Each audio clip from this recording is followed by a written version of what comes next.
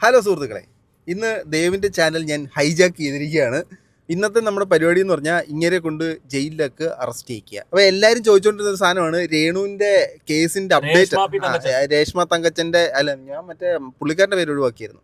ആ രേഷ്മ തങ്കച്ചൻ്റെ നിങ്ങൾ പറയുന്നത് രേഷ് തങ്കുവിൻ്റെ കേസിൻ്റെ അപ്ഡേറ്റ് എന്തെന്ന് ചോദിക്കുന്നുണ്ടായിരുന്നു. അതിൻ്റെ അപ്ഡേറ്റ് ആണ്. നമ്മൾ ശരിക്കും ഇത് മറ്റേ എക്സൈസിൽ കേസ് കൊടുത്തിട്ടുണ്ടായിരുന്നു. ആ എക്സൈസിൻ്റെ കേസുമായിട്ട് പ്രമാണിച്ച് ഇദ്ദേഹത്തിൻ്റെ സൈഡിൽ നിന്നുള്ള ന്യായീകരണം എന്തോ മൊഴി എടുക്കാൻ പോവുകയാണ്.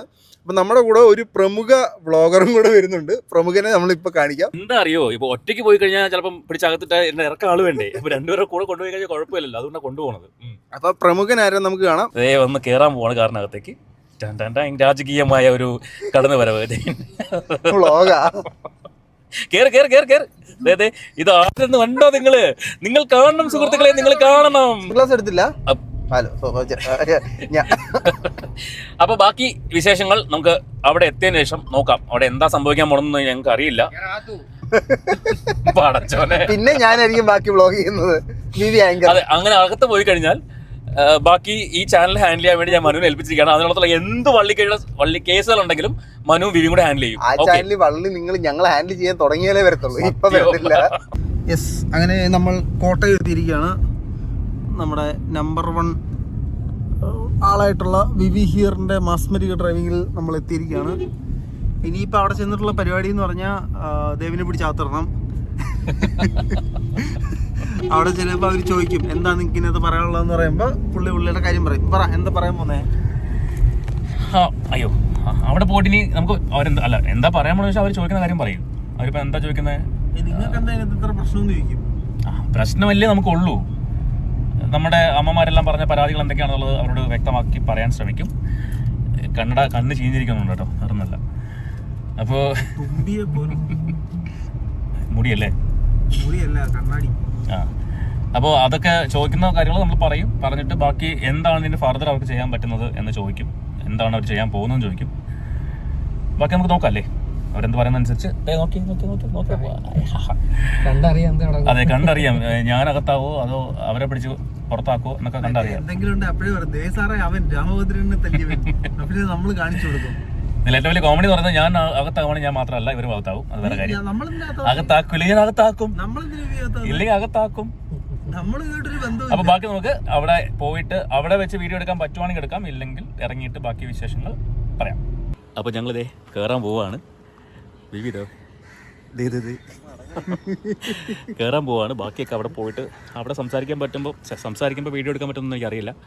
എന്നാലും തിരിച്ചു വരുമ്പോൾ ബാക്കി പറയാം. രേണു ഇതൊക്കെ കാണുന്നുണ്ടോ? അതെ, അത് മാത്രം എനിക്ക് ചോദിച്ചാൽ മതി. അവിടുന്ന് ഇത്രയും കിലോമീറ്റർ ഓടി വന്നതാ രേണുവിന് വേണ്ടി മാത്രം. അതെ, ബാക്കി നമുക്ക് ഇറങ്ങിയിട്ട് കാണാം. ഹലോ, അപ്പോൾ അങ്ങനെ എക്സൈസ് ഓഫീസിൽ പോയി അവിടുന്ന് ഇപ്പോൾ പുറത്തേക്ക് ഇറങ്ങി ഞങ്ങൾ തിരിച്ചു പോകുന്ന വഴിയാണ്. ഒരുപാട് കാര്യങ്ങൾ പറയാനുണ്ട്, ഒരുപാട് കാര്യങ്ങൾ അവിടെ സംസാരിച്ചു, അവിടെ സംഭവിച്ചിട്ടുണ്ട്. കുറേയധികം കാര്യങ്ങൾ അവർ ഇങ്ങോട്ടും പറഞ്ഞു, ഞങ്ങൾക്ക് പറയാനുള്ള കാര്യങ്ങൾ കുറേ അങ്ങോട്ടും പറഞ്ഞിട്ടുണ്ട്. അപ്പോൾ എന്തൊക്കെയാണ് കാര്യങ്ങളെന്നുള്ളത് ഞാൻ ഡീറ്റെയിൽ ആയിട്ട് പറയാം. എല്ലാ രണ്ടുപേരും ഉണ്ട്, ഇരിക്കുന്നു. മനുവായി താനുണ്ട്.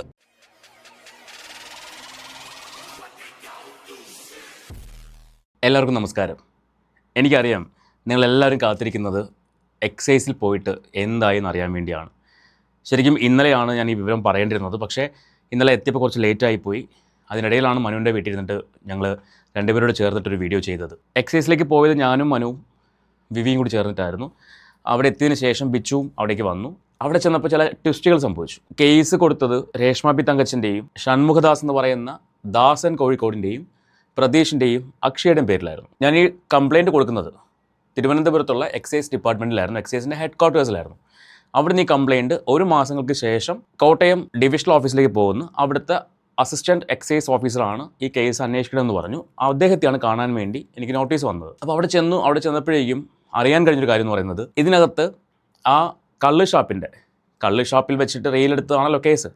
അപ്പോൾ കള്ള് ഷാപ്പിൻ്റെ ഓണർ എന്ന് പറയുന്ന അല്ലെങ്കിൽ ലൈസൻസി എന്ന് പറയുന്ന ദിലീപ് എന്ന് പേരുള്ള ഒരാളുടെ മൊഴിയെടുത്തു. അതിനുശേഷം പിന്നെ ഈ ആൽബത്തിൻ്റെ സംവിധായികയായ RJ ലച്ചുവിൻ്റെ മൊഴിയെടുത്തു. ഇവരിപ്പോൾ എനിക്കെതിരെ ഒരു പരാതി ഇവിടെ പറഞ്ഞേക്കാണ്. ഈ പരാതി എന്താണെന്നല്ലേ, രേഷ്മ പി തങ്കച്ചനും കൂട്ടാളികളെയും കൈവിലങ്ങും വെച്ചിട്ട് എക്സൈസ് ഓഫീസിൻ്റെ ഫ്രണ്ടിൽ നിൽക്കുന്ന ഫോട്ടോ ഞാൻ ഉണ്ടാക്കിയിട്ട് മോശമായിട്ട് പ്രചരിപ്പിച്ചു. ഇതാണ് പരാതി. മാത്രമല്ല ഇവർ ആ റീലിൽ സ്റ്റാറ്റുട്ടറി വാർണിംഗ്, മദ്യപാനം ആരോഗ്യത്തിന് ഹാനികരം എന്നുള്ള സ്റ്റാറ്റുട്ടറി വാർണിംഗ് കൊടുത്തിട്ടുണ്ടായിരുന്നു എന്നതാണ് രണ്ടാമത്തെ കാര്യം. അവർ ആരോപിക്കുന്ന രണ്ടാമത്തെ കാര്യം. ഞങ്ങളത് കൊടുത്തിരുന്നു, പിന്നെ എന്തിനാണ് ഈ കേസ്, പിന്നെ എന്തിനാണ് ഈ പരാതി എന്നാണ് അവർ ചോദിച്ചത്. പക്ഷെ എന്ന് പറഞ്ഞാൽ തന്നെ അസിസ്റ്റന്റ് എക്സൈസ് ഡിവിഷൻ ഓഫീസർ ഇരിക്കാൻ പറഞ്ഞ ഉടനെ അദ്ദേഹം ചോദിച്ചൊരു ചോദ്യം എന്ന് പറയുന്നത്, നിങ്ങൾ എന്തിനാണ് ഈ പരാതി കൊടുത്തത്? സാമൂഹിക നന്മയൊന്നും അല്ല ഇതിൻ്റെ പുറകിലുള്ളതെന്ന് എനിക്കറിയാം എന്ന് അദ്ദേഹം പറഞ്ഞു.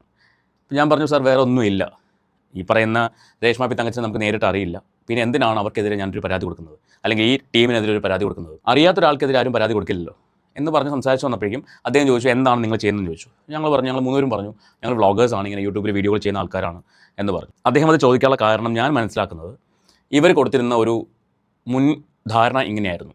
അതായത് രേഷ്മ പി തങ്കച്ചനെയും കൂട്ടരെയും യൂട്യൂബേഴ്സായിട്ടുള്ള ആൾക്കാർ മോശമായിട്ട് ചിത്രീകരിച്ചുകൊണ്ടിരിക്കുന്നു, അതിൻ്റെ ഭാഗമാണ് ഈ കംപ്ലയിൻറ്റ്. അവരുടെ പേഴ്സണൽ ഗ്രഡ്ജ് തീർക്കാൻ വേണ്ടിയാണ് ഈ കംപ്ലയിൻറ്റ് കൊടുത്തത് എന്നാണ് ഇവർ തെറ്റിദ്ധരിപ്പിച്ചിരുന്നത്. ഇത് തെറ്റിദ്ധരിപ്പിച്ചത് വേറെ ആരുമല്ല, RJ ലച്ചു ആണ്. കാരണം രേഷ്മ പി തങ്കച്ചനെയും ഷൺമുഖദാസിനെയും പ്രതീഷിനെയും അക്ഷയനെയും അവിടെ വിളിച്ചിട്ടില്ല. ആക്ച്വലി ഞാൻ കംപ്ലയിൻറ്റ് കൊടുത്തത് ഈ 4 പേരുടെ പേരിലാണ്. അവിടെ വിളിപ്പിച്ചത് ആൽബത്തിൻ്റെ സംവിധായകയായ ലച്ചുവിനെയാണ്. ഞാൻ എന്തുകൊണ്ടാണ് ഈ കംപ്ലയിൻറ്റിൻ്റെ പുറകെ പോയെന്ന് ചോദിച്ചു കഴിഞ്ഞാൽ, കംപ്ലയിൻറ്റ് കൊടുത്തു, സൈബർ സെല്ലിൽ കംപ്ലയിൻറ്റ് കൊടുത്തു, അതുപോലെ തന്നെ എക്സൈസിന് ഹെഡ് ക്വാർട്ടേഴ്സിന് കംപ്ലയിൻറ്റ് കൊടുത്തു. പക്ഷേ അത് അവിടെ കൊണ്ട് സൈബർ സെല്ലിൽ അന്വേഷിച്ചപ്പോൾ തന്നെ ഒന്നും നടക്കില്ല എന്നൊക്കെ പറഞ്ഞു. അല്ലെങ്കിൽ ഈ മെറ്റയിൽ കംപ്ലയിൻറ്റ് പോയാലും അവർ പ്രത്യേകിച്ചൊന്നും പറയത്തില്ല എന്നൊക്കെ പറഞ്ഞതിൻ്റെ പേരിൽ ഞാനത് വിട്ടതാണ്. ഇടയ്ക്ക് വിളിച്ച് ഫോളോ അപ്പ് ചെയ്യുന്നല്ലാണ്ട് ഞാൻ പിന്നെ അതിൻ്റെ പുറകെ പോയിട്ടില്ല, ജസ്റ്റ് ഫോളോ അപ്പ് ചെയ്യുന്നത് മാത്രമേ ഉള്ളൂ. പക്ഷേ ഒരു ദിവസം ഒരു റീല് കാണുന്ന ഈ രേഷ്മ പി തങ്കച്ചനും RJ ലച്ചും കൂടി എന്നിട്ട് പറയുന്നു, കംപ്ലയിൻറ്റ് കൊടുത്തത് വ്ളോഗർമാർ അവരുടെ റീച്ചിന് വേണ്ടിയാണ്, അല്ലാണ്ട് കംപ്ലയിൻ്റ് ഒന്നും പോയിട്ടില്ല, ഇവർ പോയി അന്വേഷിച്ചു, ഇവർക്കെതിരെ ഒരു നടപടിയും അല്ലെങ്കിൽ ഒരു കേസും ഒന്നും ആയിട്ടില്ല എന്ന് പറഞ്ഞതിൻ്റെ പേരിലാണ് ഞാൻ ഈ എക്സൈസിൽ വീണ്ടും ഫോളോ അപ്പ് ചെയ്തത്. കംപ്ലയിൻറ്റ് കൊടുക്കാൻ കാരണം ചാരിറ്റി പ്രവർത്തകനായ അൽഫുഡി സൂരജിന് എതിരെ ഇതുപോലൊരു റീൽ ഷൂട്ട് ചെയ്തതിൻ്റെ പേരിൽ കംപ്ലയിൻറ്റ് കൊടുക്കുകയും ആരാന്നറിയില്ല കംപ്ലയിൻറ്റ് കൊടുക്കുകയും അത് കേസാവുകയും സൂരജിന് 50,000 രൂപ ഫൈൻ അടിച്ചു കൊടുത്തു. അതിന് അദാലത്തിൽ പോയിട്ട് 20,000 രൂപയ്ക്ക് മാറ്റി സൂരജ് 25,000 രൂപ അടച്ചു. ഇത് കണ്ടപ്പോഴാണ് ഒരു ചാരിറ്റി പ്രവർത്തകന് നേരെ ഇങ്ങനെ ഒരു പരാതി വരികയും അത് ഫൈൻ അടിക്കുകയും ചെയ്തിട്ടുണ്ടെങ്കിൽ ഇവിടെ ഇത്രയും മോശമായിട്ട് സോഷ്യൽ മീഡിയ ഉപയോഗിക്കുന്ന ഇവർക്കെതിരെ എന്തുകൊണ്ട് നടപടി എടുക്കുന്നില്ല? ഇതായിരുന്നു എൻ്റെ ചോദ്യവും എൻ്റെ കംപ്ലയിൻറ്റും. ഞാൻ കൊടുത്ത പരാതിയും അങ്ങനെ തന്നെയായിരുന്നു. അവിടെ എത്തിയ ഞങ്ങൾ വ്ളോഗേഴ്സ് ആണ് എന്ന് പറഞ്ഞതിന് ശേഷം ഈ ഡിവിഷൻ ഓഫീസർ ഞങ്ങളോട് കാര്യങ്ങൾ ചോദിച്ചു, എന്താ കാര്യം, എന്തുകൊണ്ടാണ് ഇങ്ങനെ സംഭവിച്ചതെന്നൊക്കെ ചോദിച്ചു. അതിനുള്ള വ്യക്തമായ മറുപടി പറഞ്ഞു. ശരി, ഇനി മൊഴി കൊടുത്തോളൂ എന്ന് പറഞ്ഞു. മൊഴി കൊടുക്കാൻ ചെന്നപ്പോഴാണ് രസം. അവിടെ നമ്മുടെ പേരും കാര്യങ്ങളൊക്കെ ചോദിച്ചു, എൻ്റെ പേരും കാര്യങ്ങളൊക്കെ ചോദിച്ചു, എവിടുന്നാണ് വരുന്നത് ചോദിച്ചു, വീട്ട് അഡ്രസ്സ്, വീട്ടിൽ ആരൊക്കെയുണ്ട്, ഇതെല്ലാം ചോദിച്ചു മനസ്സിലാക്കിയ ശേഷം ഓരോന്നായിട്ട് ചോദിക്കാൻ തുടങ്ങി, എന്തുകൊണ്ട് കംപ്ലയിൻറ്റ് കൊടുത്തു. അപ്പോൾ ഞാൻ കാര്യം പറഞ്ഞു, ഇന്നതുപോലെ ഇന്ന ആളുടെ പേരിൽ കംപ്ലയിൻറ്റ് വന്നതുകൊണ്ടാണ്, ആ കംപ്ലയിൻറ്റ് കണ്ടപ്പോഴാണ് അദ്ദേഹത്തിനെതിരെ കേസ് എടുക്കാമെങ്കിൽ എന്തുകൊണ്ട് ഇങ്ങനെ ഒരു സോഷ്യൽ ഡിസ്റ്റർബൻസ് ഉണ്ടായിക്കൊണ്ടിരിക്കുന്ന ഒരു കൂട്ടം ആൾക്കാർക്കെതിരെ എന്തുകൊണ്ട് കംപ്ലയിൻറ്റ് എടുക്കുന്നില്ല എന്ന രീതിയിലാണ് ഞാൻ കംപ്ലയിൻറ്റ് കൊടുത്തത് എന്ന് പറഞ്ഞു. അതൊക്കെ അവർ നോട്ട് ചെയ്തു. അപ്പോഴവർ പറയുന്നത്, സ്റ്റാറ്റുട്ടറി വാർണിംഗ് ഉണ്ടല്ലോ, മനസ്സിലായോ? അതായത് നമ്മൾ കൊടുത്ത ലിങ്ക്, ഈ പറഞ്ഞ റീലുമായിട്ട് ബന്ധപ്പെട്ട ലിങ്കിൽ സ്റ്റാറ്റുട്ടറി വാർണിംഗ് ഉണ്ടല്ലോ, പിന്നെ നിങ്ങൾ എന്തിൻ്റെ പേരിലാണ് കംപ്ലയിൻറ്റ് തന്നത്? ഞാൻ പറഞ്ഞു, സാർ ഞാൻ ഈ റീല് കാണുമ്പോൾ ഇതിനകത്ത് സ്റ്റാറ്റുട്ടറി വാർണിംഗ് ഇല്ല, മദ്യപാനം ആരോഗ്യത്തിന് ഹാനികരമെന്ന സ്റ്റാറ്റുട്ടറി വാർണിംഗ് ഇല്ല. അപ്പോൾ അവർ പറഞ്ഞു, ഞങ്ങൾ കാണുമ്പോൾ ഈ സാധനം ഉണ്ടല്ലോ. ഞാൻ ചോദിച്ചു, സാർ എപ്പോഴാണ് അത് കണ്ടതെന്ന് ചോദിച്ചു. അത് ഇവിടെ ഈ കംപ്ലയിൻറ്റ് വന്നപ്പോഴാണ് കണ്ടത്. ആലോചിക്കണം, ഞാൻ ഈ കംപ്ലയിൻറ്റ് കൊടുക്കുന്നത് 1 മാസം മുൻപാണ്. അതായത് ഈ കോട്ടയം ഡിവിഷൻ ഓഫീസിൽ ഈ കംപ്ലയിൻറ്റ് എത്തുന്നതിനും 1 മാസം മുൻപാണ് ഞാൻ കംപ്ലയിൻറ്റ് കൊടുക്കുന്നത്. നിങ്ങൾക്ക് വേണമെങ്കിൽ രേഷ്മ പി തങ്കച്ചൻ്റെ പ്രൊഫൈലിൽ കയറി നോക്കാം. അതിനകത്ത് ഇപ്പോൾ നിങ്ങൾക്ക് ആ റീലിൽ മദ്യപാനം ആരോഗ്യത്തിന് ഹാനികരം എന്ന് എഴുതിയിട്ടുണ്ട്. എന്നാൽ ഞാൻ ഈ കംപ്ലയിൻറ്റ് കൊടുക്കുമ്പോൾ അങ്ങനെ ഒരു എഴുത്തുണ്ടായിരുന്നില്ല. മാത്രമല്ല, ഞാനിത് ഉറപ്പിച്ച് പറയാൻ കാരണം, ഞാൻ കൊടുത്ത കംപ്ലയിൻറ്റിന് ശേഷമാണ് പിന്നെ വന്നിട്ടുള്ള റീലുകൾക്കെല്ലാം വീഡിയോയ്ക്കകത്ത് ഈ സ്റ്റാറ്റുട്ടറി വാർണിംഗ് വെച്ചിട്ടുണ്ട്. ആൽബത്തിൻ്റെ ട്രെയിലറിൽ, ആൽബത്തിൽ, അങ്ങനെ എല്ലാ കാര്യങ്ങളിലും ഈ പറയുന്ന സ്റ്റാറ്റുട്ടറി വാർണിംഗ് വെച്ചിട്ടുണ്ട്. എന്നാൽ ഈ പർട്ടിക്കുലർ വീഡിയോയിൽ സ്റ്റാറ്റുട്ടറി വാർണിംഗ് ഇല്ല. പക്ഷേ വെച്ചിരിക്കുന്നത് ഡിസ്ക്രിപ്ഷനിലാണ്. അതായത് ഇവർ പിന്നീട് നമ്മൾ ഈ കംപ്ലയിൻറ്റ് കൊടുത്തു എന്ന് മനസ്സിലാക്കിയിട്ട് എഴുതി ചേർത്തതാണ്. ഈ കാര്യം ഞാൻ അവിടെ ബോധിപ്പിച്ചു. എവിഡൻസ് ഞാൻ അവരെ അത് ബോധിപ്പിച്ചു. സാർ ഇത് പിന്നെ എഴുതി ചേർത്തതാണ്, ഞാൻ ഈ കംപ്ലയിൻറ്റ് കൊടുത്തതിന് ശേഷം, കംപ്ലയിൻറ്റ് കൊടുത്തു എന്ന് അറിഞ്ഞതിന് ശേഷം ഇവർ എഴുതി ചേർത്തതാണ് ആ സ്റ്റാറ്റുട്ടറി വാർണിംഗ്. മാത്രമല്ല, ഈ ദൈവത്തിൻ്റെ കയ്യൊപ്പ് എന്നൊക്കെ കേട്ടിട്ടില്ലേ, അതുപോലൊരു സാധനം ഇവർ ബാക്കി വെച്ചിട്ടുണ്ടായിരുന്നു. അതെന്താണെന്ന് ഞാൻ ഇപ്പോൾ പറയുന്നില്ല, കാരണം ഈ വീഡിയോ എന്തായാലും അവർക്ക് കാണാൻ സാധ്യതയുണ്ട്. അതുകൊണ്ട് ആ തെളിവ് ചിലപ്പോൾ അവർ നശിപ്പിക്കാൻ സാധ്യതയുണ്ട്. രണ്ടാമത്തെ കാര്യം, ഇവർ എനിക്കെതിരെ കൊടുത്ത ആരോപണം, അതായത് ഇവരുടെ ഈ രേഷ്മ പി തങ്കച്ചൻ്റെയും കൂട്ടാളികളുടെയും കയ്യിൽ വിലങ്ങ് വെച്ച് നിൽക്കുന്ന ഒരു ഫോട്ടോ, എക്സൈസ് ഓഫീസിൻ്റെ ഫ്രണ്ടിൽ വിലങ്ങ് വെച്ച് നിൽക്കുന്ന ഒരു ഫോട്ടോ AI-യിൽ ഞാൻ ക്രിയേറ്റ് ചെയ്തു. അത് ഇവരെ മനഃപൂർവ്വം അധിക്ഷേപിക്കാൻ ചെയ്തതാണ്. ഇത്തരത്തിൽ നാളുകളായിട്ട് ഇവരെ അധിക്ഷേപിച്ചുകൊണ്ടിരിക്കുകയാണ് ഞാൻ എന്ന വ്യക്തി എന്ന രീതിക്കാണ് ഒരു കംപ്ലയിൻറ്റ് കൊടുത്തത്. RJ ലച്ചുവിൻ്റെ വാചകങ്ങളാണിത്, അവർ പറഞ്ഞു കൊടുത്ത വാചകങ്ങളാണ്, അവരുടെ മൊഴി അങ്ങനെയാണ്. എൻ്റെ വീഡിയോ കാണുന്ന, എൻ്റെ തംബ്നെയിൽസ് കാണുന്ന എല്ലാവർക്കും അറിയാം, ഇന്ന് വരെയും ഞാൻ എൻ്റെ വീഡിയോയിൽ മോശപ്പെട്ട ഒരു തംബ്നെയിലും, ഫോട്ടോ ആയിക്കോട്ടെ, എഴുത്തുകളായിക്കോട്ടെ, വാക്കുകൊണ്ടോ അല്ലെങ്കിൽ ഫോട്ടോ വെച്ചിട്ടോ ഞാൻ മോശമായിട്ട് എഴുതിയിട്ടില്ല. ഈ ഒരു വിശ്വാസം എനിക്കുണ്ട്. ഞാൻ എന്താണോ വീഡിയോയിൽ പറയുന്നത് ആ കാര്യം മാത്രമേ ഞാൻ എൻ്റെ തംബ്നെയിലായിട്ടും വെക്കാറുള്ളൂ. അപ്പോൾ ഞാൻ അവർക്ക് എൻ്റെ വീഡിയോസിൻ്റെ തമ്മിൽ ഞാൻ ഇത്രയധികം വീഡിയോസ് ഞാൻ ചെയ്തിട്ടുണ്ട് ഈ ഒരു വിഷയവുമായിട്ട് ബന്ധപ്പെട്ട്, അല്ലെങ്കിൽ ഈ മറ്റ് വിഷയങ്ങളുമായിട്ട് ബന്ധപ്പെട്ട്. ഇതിനകത്ത് എവിടെയെങ്കിലും ഇവർ ഈ ആരോപിക്കുന്ന തമ്മിൽ സാറിന് കാണിച്ചു തരാൻ പറ്റുമെന്ന് ചോദിച്ചു. അവരത് ചെക്ക് ചെയ്തു. അതായത് എഴുതായിരുന്നത് ഒരു മാഡമായിരുന്നു. ആ മാഡത്തിൻ്റെ അടുത്തൊരു സാർ ഉണ്ടായിരുന്നു. അദ്ദേഹം അത് ചെക്ക് ചെയ്തു, എവിടെയുമില്ല. അപ്പോൾ അവർ പറഞ്ഞ രണ്ടാമത്തെ കാര്യവും അവിടെ പൊളിഞ്ഞു. ആദ്യത്തെ എന്തായിരുന്നു? സ്റ്റാറ്റ്യൂട്ടറി വാർണിംഗ് വയ്ക്കാത്ത റീലിൽ പിന്നെ അത് എഴുതി ചേർത്തു ഡിസ്ക്രിപ്ഷനിൽ, കള്ളം നമ്പർ 1. രണ്ടാമത്തത് തംബ്നെയിൽ മോശമായിട്ട് ഇവരെ കൈവിലങ്ങ് വെച്ച് നിൽക്കുന്ന തംബ്നെയിൽ ഉണ്ടാക്കി മോശമായിട്ട് ചിത്രീകരിച്ചു. അതങ്ങനെ അല്ല എന്ന് എനിക്ക് അവിടെ പ്രൂവ് ചെയ്യാൻ പറ്റി. അപ്പോൾ കള്ളങ്ങൾ കൊണ്ടൊരു കൊട്ടാരം പണിത് ഡിവിഷൻ ഓഫീസറുടെ മുമ്പിൽ വെച്ചിട്ടുണ്ടായിരുന്നു നമ്മൾ ചെല്ലുമ്പോൾ. അതിൻ്റെ ഒരു രീതിയിലാണ് അദ്ദേഹം ആദ്യം നമ്മളോട് സംസാരിച്ചത്. നിങ്ങൾ സാമൂഹ്യ നന്മയൊന്നും അല്ല നിങ്ങളുടെ മനസ്സിൽ എന്നുള്ളത് എനിക്കറിയാം എന്നൊരു വാക്ക് അദ്ദേഹം പറഞ്ഞു. അതുകൊണ്ടാണ് അദ്ദേഹത്തിൻ്റെ മനസ്സിലുണ്ടായിരുന്നത് ഇവരെ മനഃപൂർവ്വം നമ്മൾ എന്താ പറയുക പെടുത്താൻ വേണ്ടി കേസ് കൊടുത്തു അല്ലെങ്കിൽ കംപ്ലയിൻറ്റ് കൊടുത്തു എന്നൊരു ചിന്ത, ഒരു തെറ്റിദ്ധാരണയിലായിരുന്നു അദ്ദേഹം ഉണ്ടായിരുന്നത്. പക്ഷേ അത് അവിടെ നേരിട്ട് ചെന്നതുകൊണ്ട് അത് അങ്ങനെയല്ല എന്ന് ബോധ്യപ്പെടുത്താൻ വേണ്ടി കഴിഞ്ഞു എന്നാണ് ഞാൻ കരുതുന്നത്. ഇനി മറ്റൊരു കാര്യം എന്താണെന്ന് ചോദിച്ചു കഴിഞ്ഞാൽ, ഇതിങ്ങനെ എഴുതി വന്നപ്പോഴേക്കും റീലുകൾക്കെതിരെ കേസ് കൊടുക്കാൻ പറ്റില്ല. റീൽ ഷൂട്ടിന് ഇങ്ങനെ സ്റ്റാറ്റ്യൂട്ടറി വാർണിംഗ് ഇല്ലാന്ന് വെച്ചിട്ട് കംപ്ലയിൻറ്റ് എടുക്കാൻ പറ്റില്ല. അപ്പോൾ ഞാൻ മറന്നിരുന്നൊരു കാര്യമാണ് ഈ സൂര്യത്തിൻ്റെ കാര്യം. ഞാനത് വിട്ടുപോയിരുന്നു. അപ്പോഴാണ് വിവി പറഞ്ഞത്, അപ്പോൾ ഈ സൂര്യത്തിനെതിരെ എങ്ങനെ കേസെടുത്തു, എങ്ങനെ ഫൈൻ അടിച്ചു? സൂരജിൻ്റെയും റീലാണല്ലോ. നെയ്യാറ്റിങ്കര എക്സൈസ് ഡിപ്പാർട്ട്മെൻറ്റാണ് ഫൈൻ അടിച്ചത്. അപ്പോൾ സൂരജിന് ഫൈൻ കൊടുക്കാമെങ്കിൽ, അതും സൂരജ് ഒരു ചാരിറ്റി പ്രവർത്തനം കൂടിയാണ്, അങ്ങനെ സൂരജിന് ഫൈൻ കൊടുക്കാമെങ്കിൽ എന്തുകൊണ്ട് ഇങ്ങനെ സോഷ്യൽ മീഡിയയിൽ കിടന്ന് അനാവശ്യങ്ങൾ വിളിച്ചു പറയുന്ന, അനാവശ്യങ്ങൾ കാണിക്കുന്ന ആൾക്കാർക്കെതിരെ എന്തുകൊണ്ട് കംപ്ലയിൻറ്റ് എടുക്കുന്നില്ല? ഇതവിടെ സംസാരിച്ചപ്പോഴേക്കും അദ്ദേഹം പറഞ്ഞു, ഞങ്ങൾ നോക്കാം, ഇനി ബാക്കിയുള്ള ആൾക്കാരുടെ മൊഴിയും കൂടി എടുക്കാനുണ്ട്, അതുകൂടി എടുത്തിട്ട് ബാക്കി കാര്യങ്ങൾ സംസാരിക്കാമെന്നാണ് ഇപ്പം നിലവിൽ പറഞ്ഞിരിക്കുന്നത്. ഞാൻ പറഞ്ഞു, സാർ ഇങ്ങനെയാണ് കാര്യം, ഇന്ന പ്രശ്നങ്ങൾ സോഷ്യൽ മീഡിയയിൽ ഇവർ ചെയ്തുകൊണ്ടിരിക്കുകയാണ്. സോ അത് ഭയങ്കര ബുദ്ധിമുട്ട്. ഞാൻ കംപ്ലയിൻറ്റ് കൊടുക്കാനുള്ള മറ്റൊരു റീസൺ എന്ന് പറയുന്നത്, ഒരുപാട് അമ്മമാർ പറഞ്ഞ പ്രകാരം കമൻറ്റിലൂടെയും ഇൻബോക്സുകളിലൂടെയും പറഞ്ഞ പ്രകാരമാണ് ഈ ഒരു വ്യക്തിക്കെതിരെ നിയമപരമായിട്ട് ഒന്നും ചെയ്യാൻ പറ്റില്ലേ, മോശപ്പെട്ട രീതിയിൽ അവരുടെ പെരുമാറ്റങ്ങളും കാര്യങ്ങളൊക്കെ ഒന്ന് അവസാനിപ്പിക്കാൻ പറ്റില്ലേ, കുട്ടികൾക്ക് ഫോൺ കൊടുക്കാൻ പറ്റുന്നില്ല തുടങ്ങിയ കാര്യങ്ങളെല്ലാം വന്ന് പറഞ്ഞതിൻ്റെ പേരിലാണ്, നിയമപരമായിട്ട് എന്തെങ്കിലും ഒരു കാര്യം ചെയ്യാമോ എന്ന് ആവശ്യപ്പെട്ടതിൻ്റെ പേരിലാണ് വെറുതെ വീഡിയോ ചെയ്ത് പോകുക അല്ലാതെ എന്തെങ്കിലും ഒരു കാര്യം അതിനെതിരെ ചെയ്യണമെന്ന് വിചാരിച്ചാണ് കംപ്ലയിൻറ്റ് തന്നത് എന്നും കൂടി ഞാനോട് പറഞ്ഞു. അപ്പം എനിക്ക് തോന്നുന്നു അവർക്ക് കാര്യങ്ങൾ മനസ്സിലായിട്ടുണ്ട്, അവർ വേണ്ടതുപോലെ ചെയ്യാമെന്ന് പറഞ്ഞിട്ടുണ്ട്. പക്ഷേ നിയമം നമ്മുടെ അവിടെയും തടസ്സം നിൽക്കുന്നത് നമ്മുടെ നിയമത്തിൻ്റെ ലിമിറ്റേഷൻസ് ആണ്. സിനിമയ്ക്ക് മാത്രമേ സ്റ്റാറ്റ്യൂട്ടറി വാർണിംഗ് ഇല്ലെങ്കിൽ കംപ്ലയിൻറ്റ് എടുക്കാൻ പറ്റത്തുള്ളൂ എന്നത് ഒരു നിയമവശം. പക്ഷേ എങ്ങനെയാണ് അൽഫുഡി സൂരജിനെതിരെ കേസ് എടുത്തെന്നുള്ളത് അറിയത്തില്ല. അൽഫുഡി സൂരജ് ഒരു പക്ഷേ കോടതിയിൽ പോയി കഴിഞ്ഞാൽ ഈ ഫൈൻ അടയ്ക്കേണ്ടി വരില്ലായിരിക്കാം.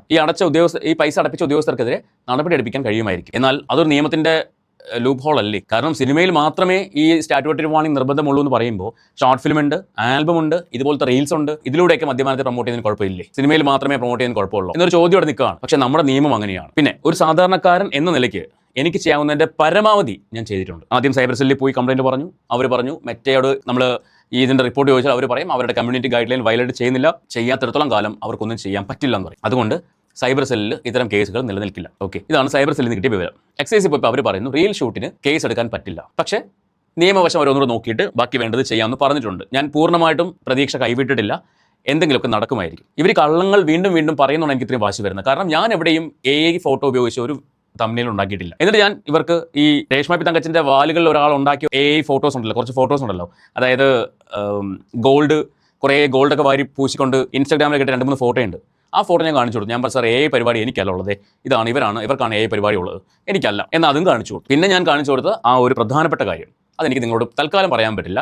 കാരണം അത് പറഞ്ഞാൽ ഉറപ്പായിട്ടും അവർ ആ തെളിവ് നശിപ്പിക്കും. ഈ ഡിവിഷൻ ഓഫീസർക്ക് അയച്ചു കൊടുത്തിട്ടുണ്ട് എന്താണ് ആ തെളിവ് എന്നുള്ളത്. ഓക്കെ, അത് ഞാൻ ഇവിടെ വീഡിയോയിൽ പറഞ്ഞാൽ ഉറപ്പായിട്ടും അവർ ആ തെളിവ് നശിപ്പിക്കും. കാരണം നിലവിൽ പല തെളിവുകൾ അവർ നശിപ്പിച്ചു കഴിഞ്ഞു, തെളിവുകൾ ഇല്ലാതാക്കി കഴിഞ്ഞു. അവർ കാണാതെ പോയൊരു തെളിവുണ്ട്. ആ തെളിവ് ഇനി അവർ നശിപ്പിക്കാൻ നോക്കിയാലും നടക്കത്തില്ല. കാര്യം അത് എത്തേണ്ടതെത്തി ഞാനും കളക്ട് ചെയ്ത് വെച്ചിട്ടുണ്ട്. അപ്പോൾ ഇതാണ് എക്സൈസ് ഓഫീസിൽ പോയപ്പോൾ ഉണ്ടായ ഒരു എക്സ്പീരിയൻസ്. ഉദ്യോഗസ്ഥരൊക്കെ വളരെ മാന്യമായിട്ട് തന്നെയാണ് പെരുമാറിയത്. അതിനകത്തൊരു ഇതില്ല. ആ റിവിഷൻ ഓഫീസർക്ക് ആദ്യം ഒരു തെറ്റിദ്ധാരണ ഉണ്ടായിരുന്നു. കാരണം ഇവർ പറഞ്ഞു പിടിപ്പിച്ച രീതി അങ്ങനെയായിരുന്നു. ആദ്യം ചെന്ന് പറയുന്ന ആൾക്കാരുടെ വാക്കുകൾ കാണില്ല, കുറച്ചധികം മറ്റൊരാളെ കാണുമ്പോൾ ഒരു ഇമ്പോർട്ടൻസ് ഉണ്ടാകുന്നത്, ഇവൻ എത്രക്കാരനാണോ എന്നൊരു ചിന്ത വരുന്നത്. നമ്മൾ നമ്മുടെ ഭാഗം വ്യക്തമായിട്ട് പറഞ്ഞപ്പോഴേക്കും അദ്ദേഹത്തിന് കാര്യം മനസ്സിലായെന്നാണ് ഞാൻ വിചാരിക്കുന്നത്. അതിനുശേഷം അദ്ദേഹം വളരെ കാര്യമായിട്ട് തന്നെയാണ് സംസാരിച്ചത്. എനിക്ക് തോന്നുന്നു എന്തെങ്കിലും ഒരു നടപടി അവർ എടുക്കുമായിരിക്കും. അത് എടുക്കട്ടെ എന്നാണ് ഞാനിപ്പം ആഗ്രഹിക്കുന്നത്. ബാക്കിയെല്ലാം നിയമത്തിന്റെ വശമാണ്. ഞാൻ പറഞ്ഞല്ലോ, നമ്മൾ സാധാരണക്കാരാണ്. സാധാരണക്കാർക്ക് നിയമം കയ്യിലെടുക്കാനുള്ള അവകാശമില്ല. നമുക്ക് പരാതികൾ കൊടുക്കാൻ മാത്രമേ പറ്റുള്ളൂ. ശരിക്കും ഇവർക്കെതിരെ ഒരുപാട് പരാതികൾ പോയിട്ടുണ്ട്. ഒരുപാട് സൈബർ സെല്ലിൽ പരാതിയുണ്ട്, ചൈൽഡ് ലൈനിൽ പരാതിയുണ്ട്. ഇങ്ങനെ പല ഡിപ്പാർട്ട്മെന്റുകളിലും ഈ ഒരു വ്യക്തിക്കെതിരെ പരാതികൾ പോയിട്ടുണ്ട്. അപ്പോൾ RJ ലച്ചു എനിക്കെതിരെ കൊടുത്ത ആ ഒരു ആരോപണം അത് തെറ്റാണ് എന്ന് പ്രൂവ് ചെയ്യാൻ എനിക്ക് പറ്റി. അതിന് ചിലപ്പോൾ ഈ മൊഴിയുടെ അടിസ്ഥാനത്തിൽ അത് പിന്നെയും ഡ്രാഗ് ചെയ്യുമായിരിക്കും.